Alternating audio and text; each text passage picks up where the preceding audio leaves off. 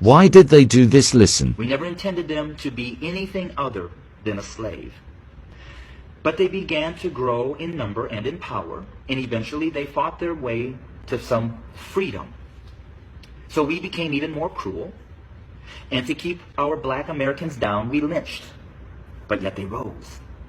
So then we used the welfare system, the criminal justice system, to keep them down, to contain them, to destroy them. But yet they rose, and they're rising.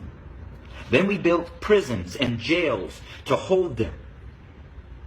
Yet they rose. And so now we are doing exactly what the Pharaoh did at the end, sending out a decree, kill them.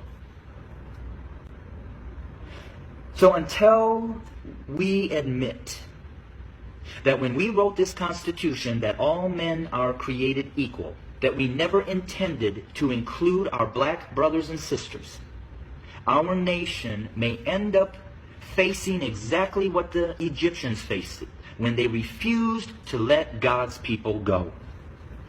So I'm going to say this to my white fellow Americans, that the bloodshed that is on its way is not on the hands of our fellow black Americans, but is on our hands. We are the ones that are refusing to let God's people go. We are the ones that are refusing to acknowledge that we do not value our black brothers and sisters as equal individuals or equal Americans as us white men. And to my black brothers and sisters, the racial issues, as I've said, have been there from the very foundation. But why do we see it more? Because there's a shifting. See, us white men have been at the head since the foundation. But we've had a black president. And you know, we've done everything in our power to keep him from really changing things.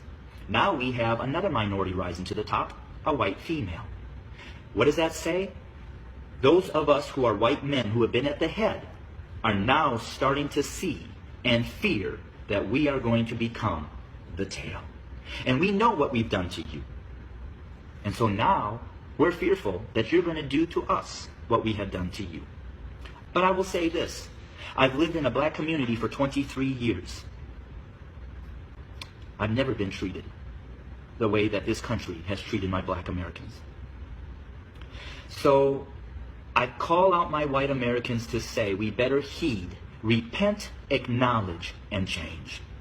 Because if we don't, I just want to again say this. The bloodshed that we